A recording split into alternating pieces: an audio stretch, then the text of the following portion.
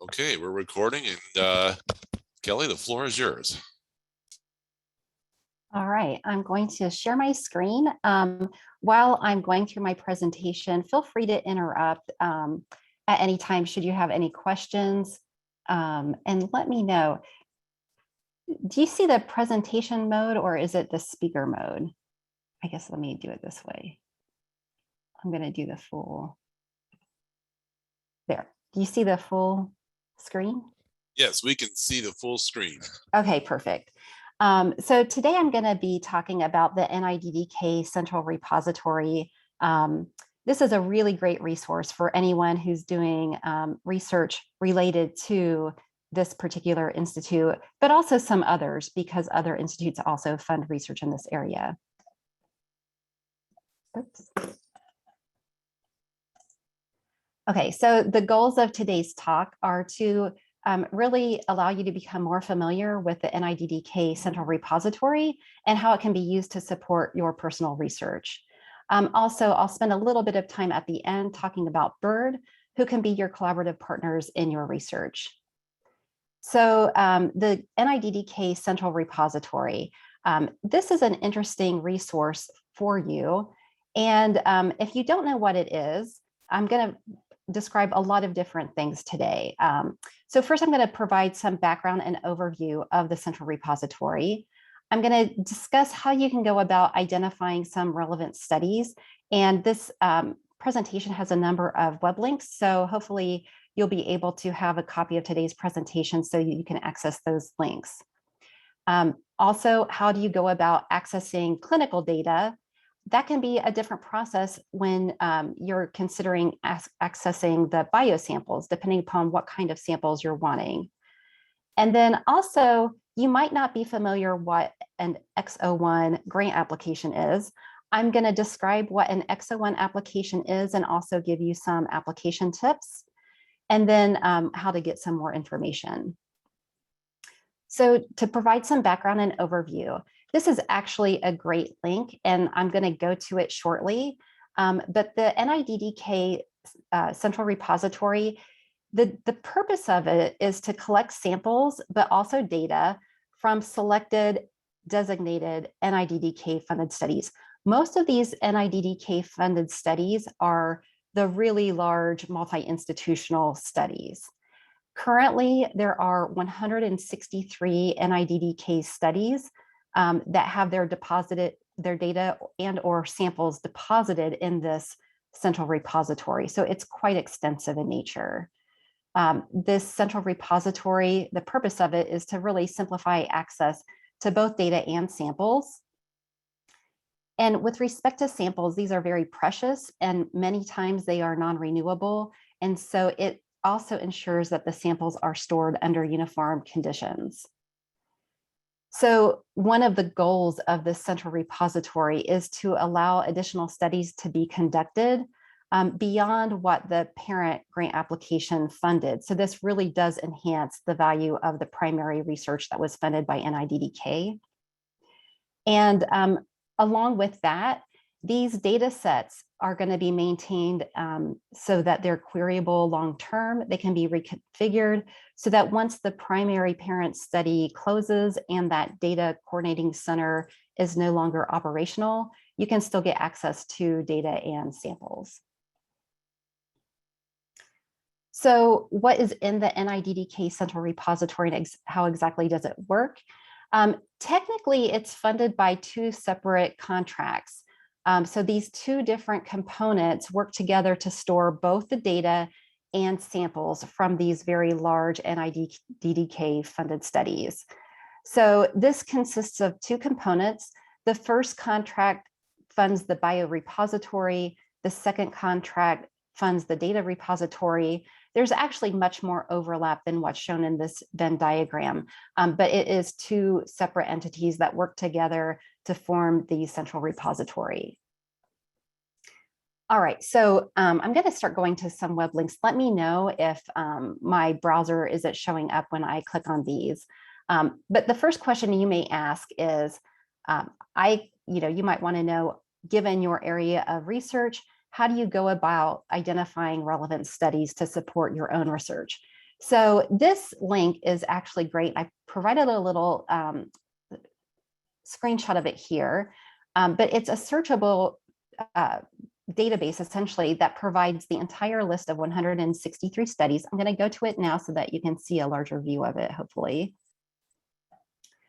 So there is a search box, but if you look at this page, it does list all 163 studies. You can go through page by page to look at those. But if you perform research in a very specific area, you can search by condition. If you know the acronym for a funded study, you can search by acronym. You can search for only studies that have genotype data available. If you wanted image data, you can search for only studies that have image data available, etc. So there's a lot of ways you can search. One thing to pay particular attention to is you have the name of the study, you have the acronym. If you do definitely need specimens, you need to pay attention to this column because sometimes there are specimens available, sometimes there are not. Sometimes there are specimens available, but in order for you to access them, they require a collaboration with the parent study. So you would then need to contact the PI of the parent study in order to start that process. So this link, or I guess this tab here, says whether or not there are data sets here. So interestingly, sometimes you can collaborate with the parent study to gain access to samples, but there may not be data in the central repository. So you'd also want to work with them and assuring that you have the exact data that you need for your study. I'm going to go back to the presentation. Okay, hopefully you all see this. So that's one of the ways you can identify relevant studies. Another way that you can identify relevant studies, suppose that you need a very specific type of sample, you can go to this link, which actually allows you to browse the types of samples that are available and allows you to see the number of samples available for that type of sample. So I'm going to bring this website up as well.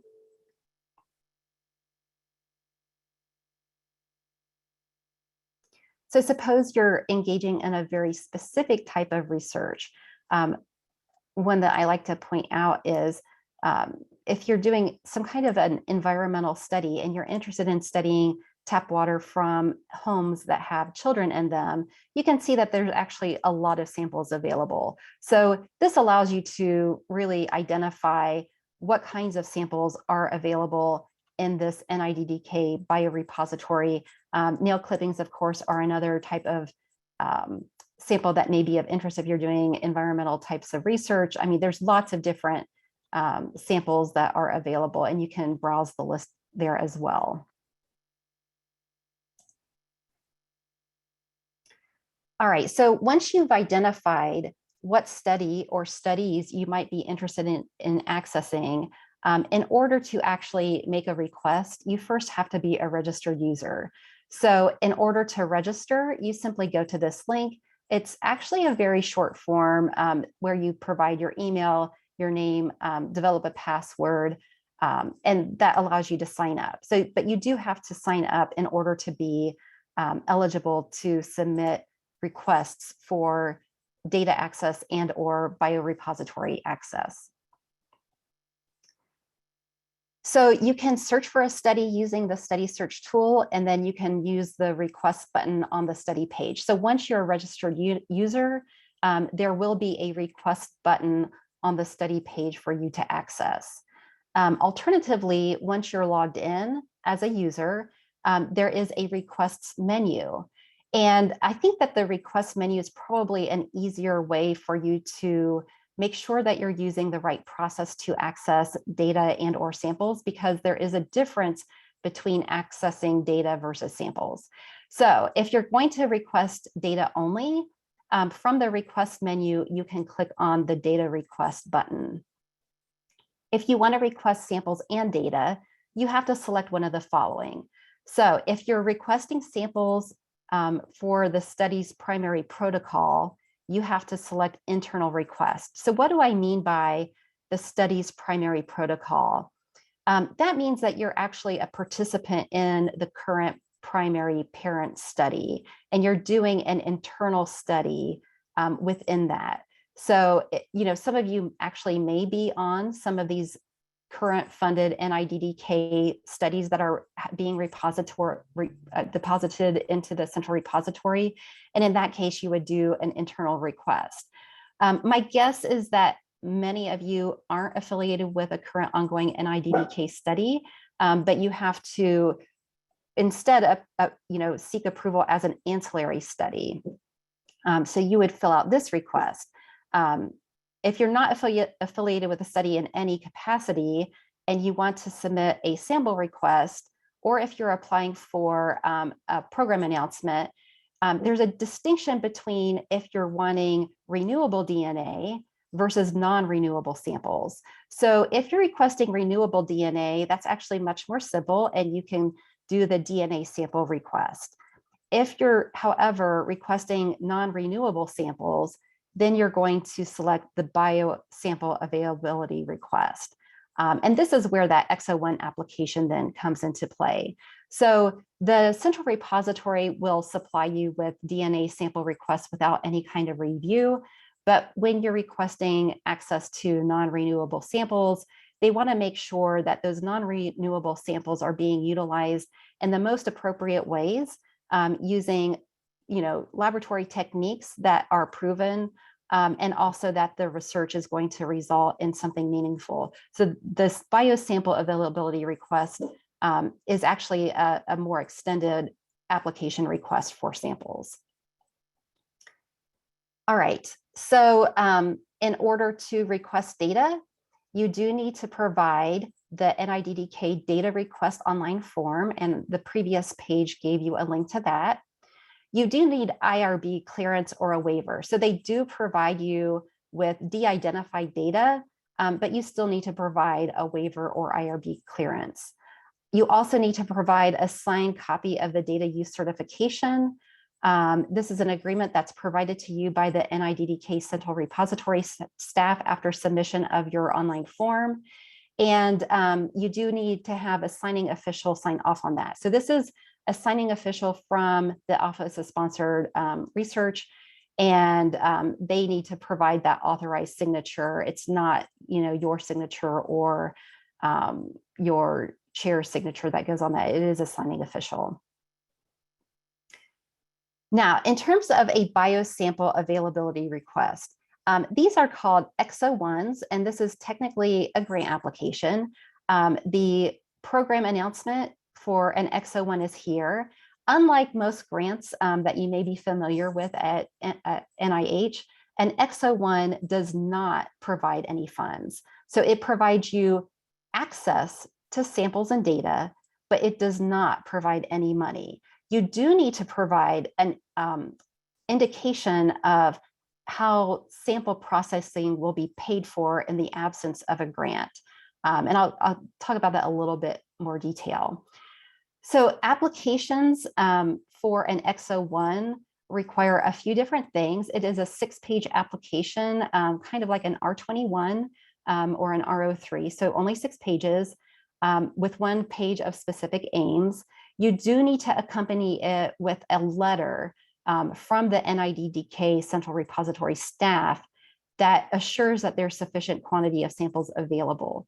So essentially, when you submit your BioSample availability request, there's going to be a form that you send to the Central Repository that tells them exactly how many samples you need, what quantity of the sample you need, et cetera.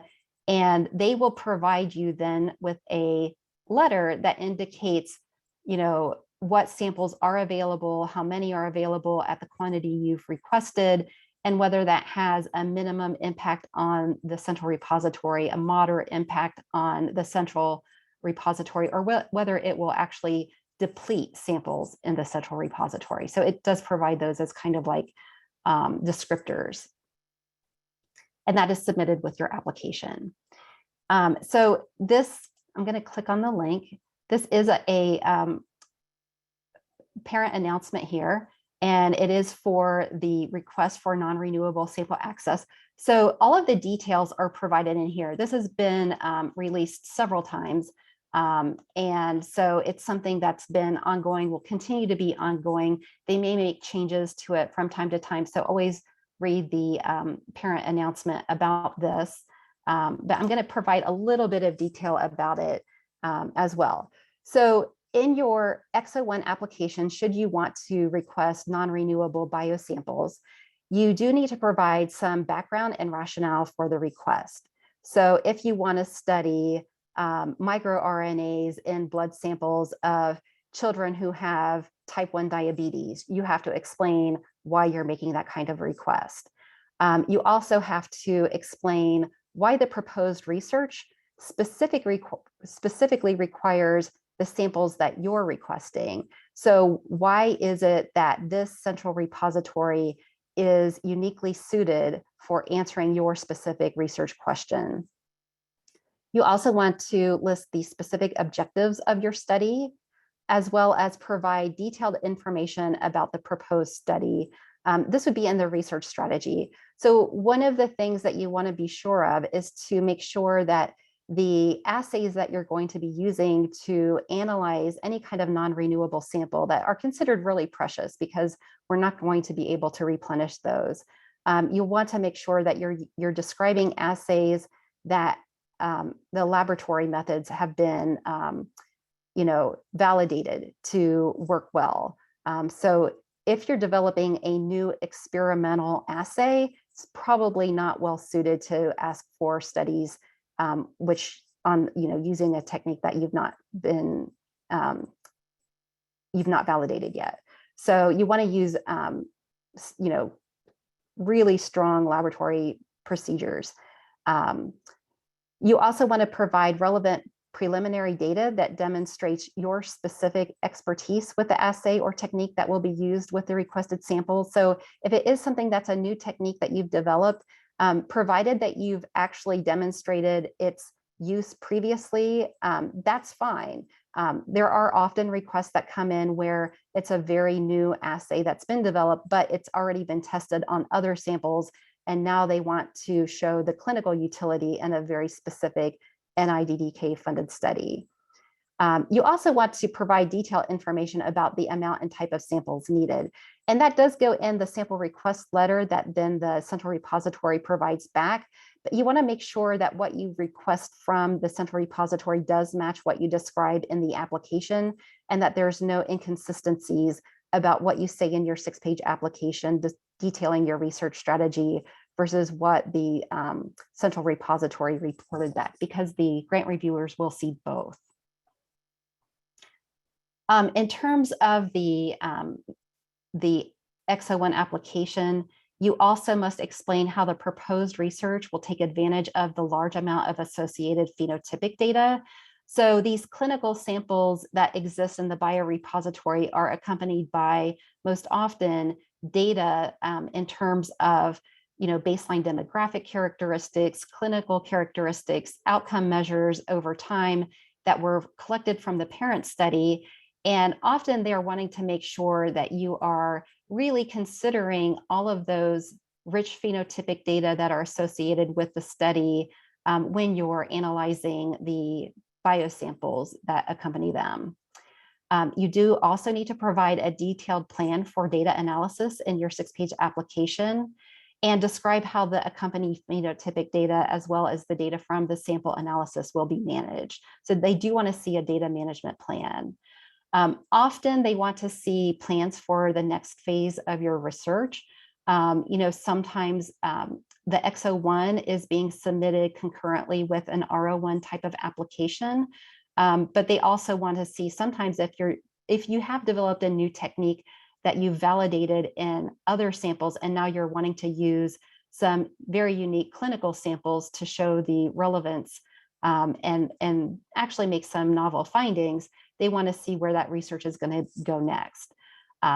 So because the EXO-1 is not providing any kind of financial support for you to perform any of these analyses, they want to know that the assays will be paid for, and that the data management and the data analysis will be supported. So you do need to demonstrate some type of project support. And I think this is one place where the BERD can play a role in terms of supporting your project through some of the voucher programs, et cetera. And I'll talk about that in a minute. Also, once you've got the results from your assays on these biosamples, they want to see a data sharing plan. So, I mentioned that the EXO-1 application that allows you to have access to the rich resources in the biorepository part of the central repository, as well as access to the data corresponding to those biosamples, but it doesn't provide funds. And so, we all need funds to support our research, not only to provide money to pay for the, sample processing, to pay for the data analysis, but also to support our own time and effort. And so I wanted to point out that from time to time, there are mechanisms that NIDDK comes out with that does provide support for these kinds of studies. So this is an announcement. Unfortunately, it is expiring. However, it should be probably reissued, or something similar will probably be reissued. And it is an R21 application to allow you to get financial support in performing secondary analyses in relevant studies funded by NIDDK. So you can go to that parent announcement, and it does provide some details about what this supports. Again, I think the last date of submission, it actually expired in May, but I suspect that it will probably be reissued, or something similar will be reissued. But that's one way that you can submit an application to gain access to samples, providing that you have some either startup funds or other research funds within OSU to pay for that. That's fine. But then you might also want to allude to the fact that you're either submitting an R01 or an application that's pertinent to the secondary analyses that NIDDK sponsors. So one thing that is certainly something that you want to make sure is that if you do gain access to data and or samples from the central repository, you need to make sure that you appropriately acknowledge the repository. So there is a link here that provides the language that you should include in all of your publications. There are some parent studies such as these that are listed. There may be some that get added to this list that, in addition to acknowledging the NIDDK Central Repository, you would also want to acknowledge the very specific parent study that produced those data and samples. Okay, so that's really an overview of the NIDDK Central Repository. If you have any specific questions, there is an email where you can send questions to. I'm happy to answer some questions, especially about the EXO-1 mechanism. It is a pretty unique mechanism. I've reviewed for that ad hoc study section. I can't even tell you how many times. It's been years that I've been reviewing for them and continue to review for them. So it's somewhat of a nuanced study section that's comprised of people who work in the areas for which applications come in from time to time. So it's different each cycle. So there's no standing section, but it is a panel that's coordinated by Najma Bingham every review cycle. All right. So let me go on and talk a little bit about the Biostatistics, Epidemiology, and Research Design core. So this core exists within the CCTR, and the mission is to ensure that research is conducted under the construct of the CCTS and is based on sound and appropriate statistical design and principles. So we collaborate with OSU and Nationwide Children's Hospital researchers. We also engage in training, such as this session today. And we also do develop statistical methods that are innovative, and also, informatic algorithms as well. So who is in the BERD? It's a lot of different people. So there are PhD trained biostatisticians and epidemiologists, as well as master's trained statisticians and biostatisticians from different places across the campus. So not just within the School of Medicine, but also within the the College of Public Health, et cetera. The BERD is directed by Dr. Fernandez and Brock, and it's housed within the Center for Biostatistics, which is in the Department of Biomedical Informatics in the College of Medicine. There's other contributors, of course, as I mentioned, and that's really all I had for today. And I guess at this point, I am happy to take any questions.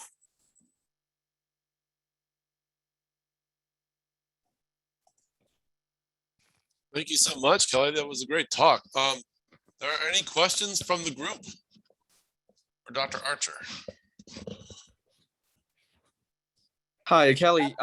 Sorry. I'm just wondering, when you request the samples, can you request sort of a subset of the subject in a study due to some sort of a case control design or case cohort design? Absolutely. Oh, okay. Yeah, absolutely. Yes. So, you know, some of these studies will have thousands of participants, and maybe your research question is very narrowly focused on participants with a specific outcome, with a specific complication. Yes, you can absolutely request a subset of samples. I see. And those are 21 secondary data analysis grant. Can it be used towards developing novel statistical methods? Yeah, instead of just, okay. Yes, and actually, there are many different NIH institutes that have different secondary data analysis mechanisms. Some are RO3, some are R21, some are RO1s. It's a fantastic mechanism to use for either analysis of existing data or for development of methods and application to existing to existing data. I see. Thanks. With regards to using the data just to do not the biospecimens, but to do a secondary analysis on the clinical data that's already available, you know, I'm more familiar with NICHD, which has like, you know, you basically have a DOA between Ohio State and NICHD, and then you get the de-identified data to do your analysis. Does that work similarly with the data repository in NIDDK? Yes, where it does. if it's just to do a secondary, you know, just use the clinical data to do a secondary analysis? Yes.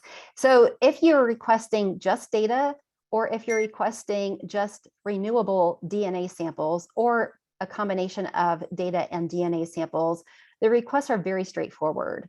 So you're going to get a data use agreement. You do have to have a signing official here at OSU, but then you're going to be provided with the de-identified data. It does not go through a grant review panel like the EXO-1 application. That's only for the biospecimens that are non-renewable. Right, right. And then on the NIDDK, they're just making sure that it's not a redundant proposal, that, you know, somebody hasn't proposed it already or it hasn't been done. And then you kind of get the DOA approved via OSU contracts and negotiate it, and then you get the data download and whatnot. Okay, yeah. That's really helpful to know. Thank you.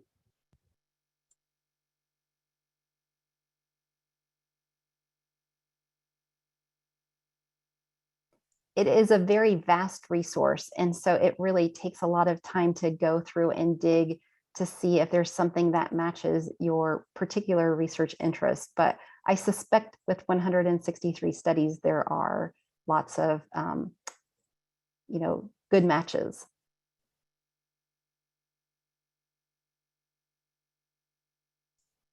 Well, thank you for your questions. Those are great questions, and we've recorded the talk, and so it'll be available on the CTS website. And let's thank Dr. Archer for her talk, and everyone have a great rest of your day. Thank you very much.